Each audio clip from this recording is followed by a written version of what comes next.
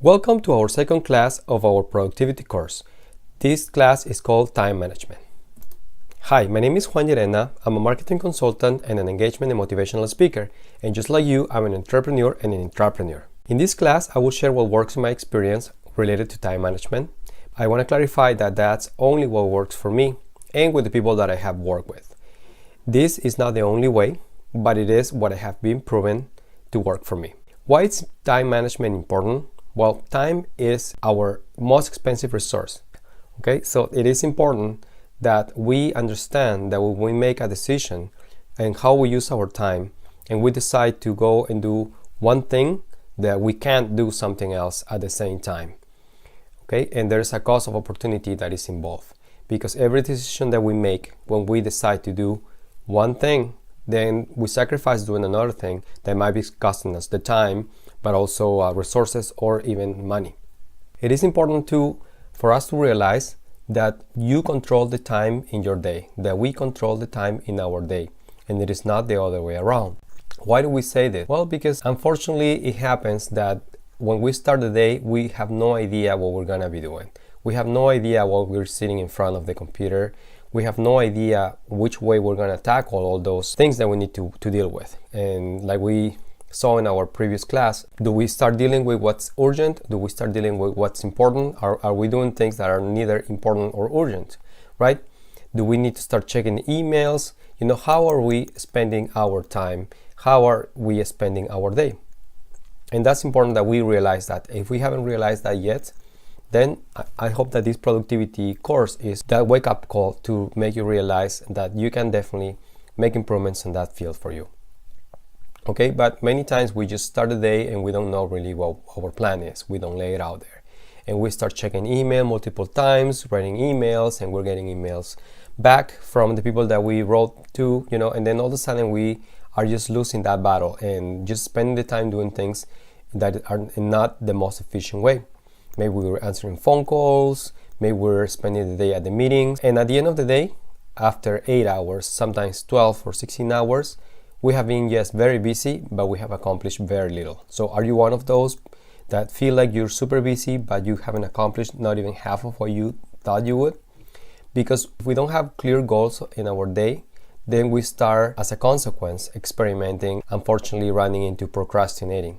And you know what procrastination is, right? And there are many different reasons why we might be procrastinating, but that might be one of the reasons why. It might also be because we're working on what's urgent instead of working on the thing that it matters, which is working on the important stuff.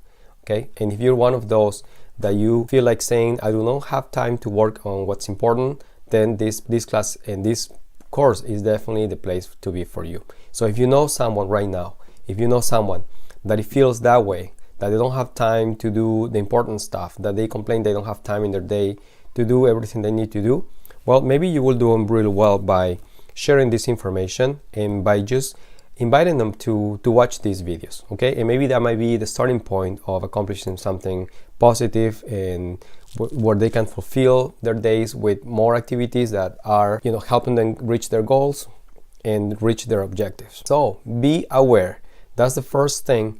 To start, you have to recognize that there might be a problem. You have to recognize that there might be an opportunity to improve, an opportunity of improvement. So you have to be aware. It can be possible that we are dedicating time to add things that do not add any value to our day, that do not add any value to our relationships, business relationships, personal relationships, to our personal life, okay? And at the end of the day, we're doing this and we're working so hard because we're looking to find that happiness somewhere as byproduct of the effort that we put into what we do with our passion and our love. So the day has 24 hours a day. So let's reflect here for a second and then just think that if we have to commute back and forth to work, and that's just time that we're just sitting behind the wheel and we're not really doing anything other than just move from point A to point B, from home to the office or from home to our business, and it takes us about an hour every day, that means that 8 hours every week of our work week are just wasted just sitting behind the wheel, not really accomplishing much. Okay, so why is that people have to spend so much time and everybody is going to work at the same time every day, and we have to go through rush hour every day and everybody goes to work at the same time and everybody's going back home at the same time? Why is that? Wouldn't there be a better way to do that? If you figure out that you spend 2 hours a day and you multiply that 4 times, that means that 8% of your day is only spent just commuting to work. Can you imagine? And if we are only counting the amount of time that we're awake in a day, which is, like if we take 8 hours out of the 24, that means that 12% and a half is what it takes for us to just get to work. That's a lot of time, right? It's an eighth of a day you just spend driving back and forth. Now, wouldn't it be ideal if we could eliminate this and they make a day more productive? Could we do that? Well, to begin with, we first must realize that this is how we're spending part of our day. And if we're working 10 hours per week, and that adds up to 4 weeks a month, that's 40 hours a month is spent just by driving. And that means that a month, if we multiply that 12 times, 40 hours every month, we're spending about 480 hours sitting behind the wheel. That's a lot of time. Imagine if you could just use 1 hour to go to the gym. Wouldn't you be in much better shape? And maybe we'll have even more energy. What if you would use just the 1 other hour to get more work done? Maybe you will be finishing your work day in less time. You won't be as stressed. Maybe you wouldn't be as tired every day. Or maybe you could work the same amount of hours, but add those 2 hours that you are gaining just by not having to commute to work, right? Now, this solution might not work for everybody, but I would suggest that you actually might take a look and find out if there are ways that you can cut on, certain small improvements can really go a long way. But the first thing is that we need to be aware. We need to realize where those opportunities exist. An idea, it can be for you to work from home. If you're a business owner, maybe you don't need to commute to an office. Maybe you do need to be in a specific area, but maybe you don't. Maybe you don't need to go 5-6 days a week there, right? Maybe you can just schedule your appointments just for like 2 days a week and then just have a couple days full of meetings, and then spend the three other days or 4 other days of the week just staying at home or working from a co-working place really close to home where you can maximize your time and not have to commute as much. And if you think about it, that's just only going to improve your quality of life. Time blocking. So time blocking is a fantastic technique that it can really help you gain more control of your day and your time during the day. And basically what it consists is that you design specific times during the day. You pick what works better for you to have specific goals that you have to work on specific activities to accomplish those goals. So if you're, for instance, a new startup, you probably have either too much time and you are being unproductive. Maybe if you are too busy, it may be because you're just working on what's urgent and you're just putting a lot of fires out instead of working on what's important. But time blocking basically consists of writing a schedule for your day and writing the important things in your day first and working on those. And then write the urgent things next. Maybe some of those urgent things will need to happen before the important things, but you need to make sure that you have enough time during the day to work on those important things that you have defined. And there are tools to do that, like applications and some other tools that I can definitely provide information at a later class. And I already have planned that out. But for now, the seed that we need to plant in your brain is that you need to start structuring the day. The moment you wake up, you have to think, what am I gonna accomplish today? What am I gonna get done today? And then have a plan on mind for how your day goes. Yes, it is true that life comes at you and then all of a sudden there might be a problem where you didn't plan for, right? Yes, that can happen. But at least you had an intention and your intention was clear. It was defined. Your objectives were clear. If your objectives were clear, then you're more than likely to stick to your objectives and reach them.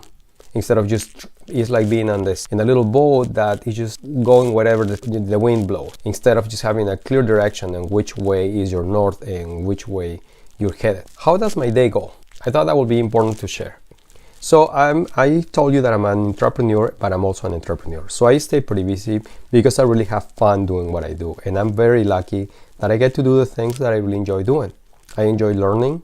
I enjoy using technology. I enjoy brainstorming, contributing with ideas, and being creative. I usually go to work for about 8 hours. I don't have a defined schedule of hours every day, but I usually try to put about 8 hours a day at least, and for about 5 days a week.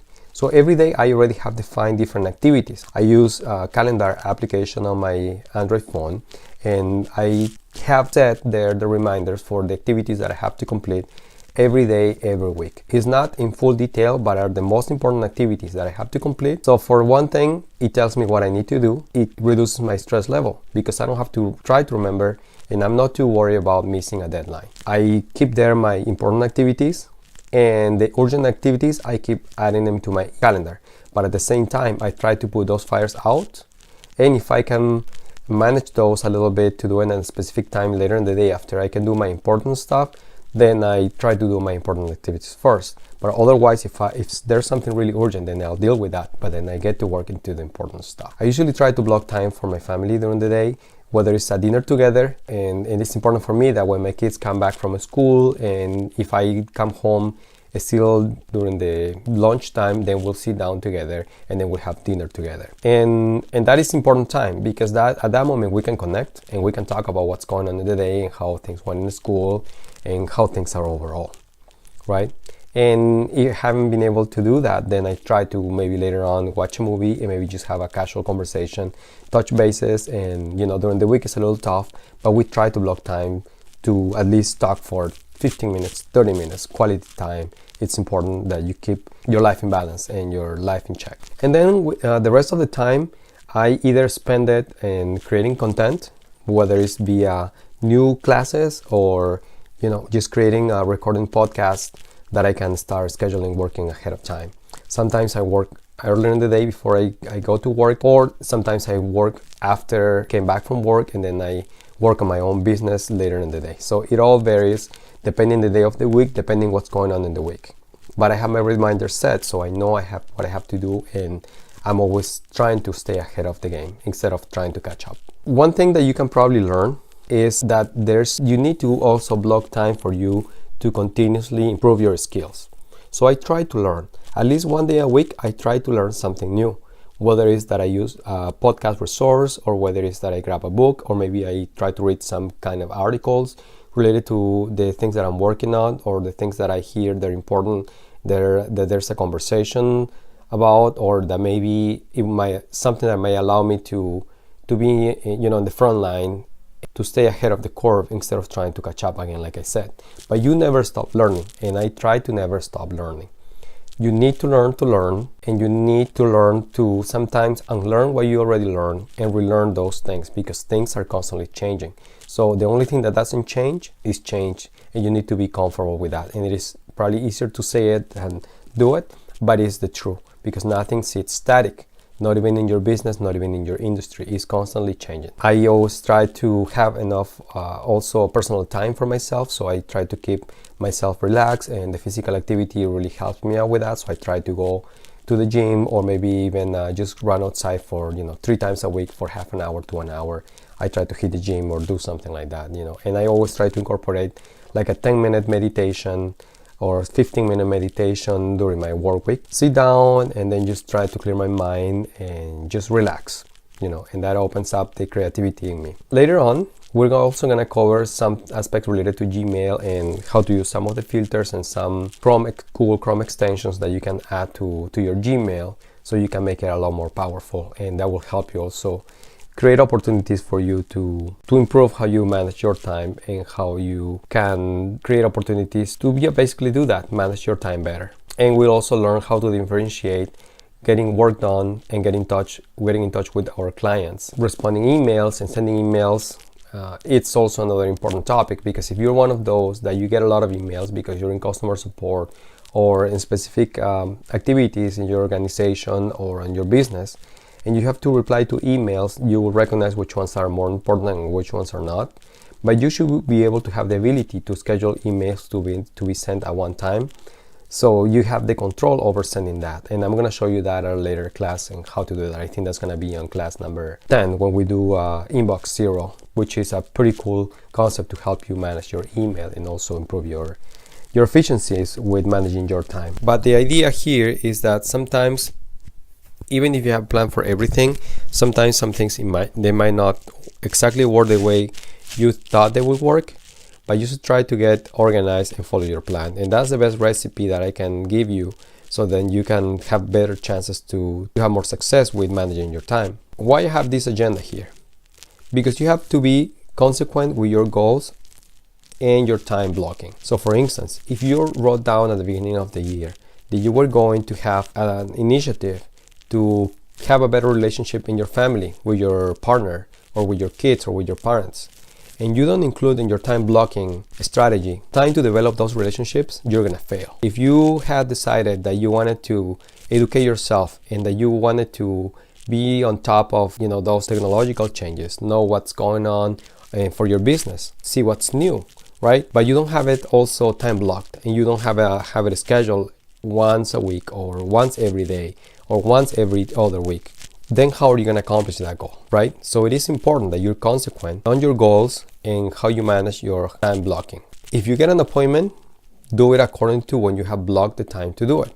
So if you are going to do appointments and you have decided that between 2 and 4 o'clock every day you're going to have the appointments, or only on Monday, Wednesdays, and Fridays, well, if there's a vendor that tries to reach out to you uninvited, well, you're going to have to be consequent with that decision and get people trained and learn to respect your time blocking decisions. So then you, at that point, will be able to manage your time better.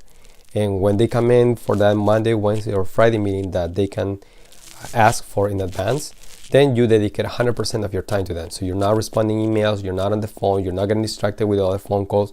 You give it your 100% undivided attention.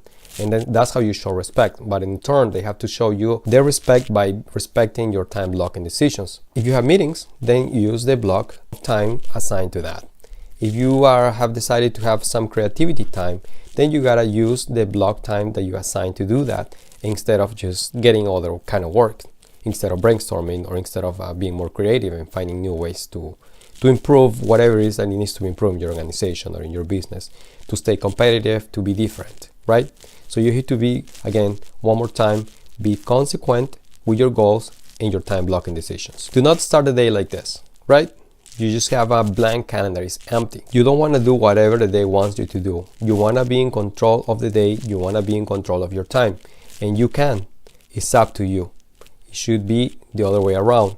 You wake up in the morning, you already have a plan in mind, or you just decide at that point, before you start getting things done, you gotta start planning your day.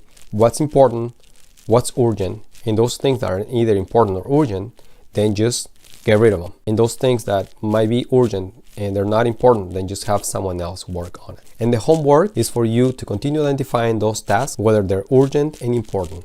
But now we're going to add on top of that, we're going to continue building this foundation for you to be able to be more productive. It's on top of that, you're going to decide when you're going to do that, and you're going to start blocking time for every day during the week. My first recommendation in this case is, if you don't know where to start, just grab a notepad and then just write down how was your Monday, how was your Tuesday, how was your Wednesday, every day of the week. And then just look at it for a week. If your weeks are too different between one week and the next, then maybe write it down for 2 weeks. And then look for patterns and see how much time you're spending on meetings, unexpected meetings, dealing with vendors, dealing with suppliers, dealing with customers. And then start having a plan around that, something that is workable, something that is doable. You don't want to create more stress for yourself or for others around you. At the same time, you can help lower the stress levels by having a plan and following and sticking to the plan. Of course, you're going to have to be a little bit flexible sometimes when some situations might occur that you didn't plan for.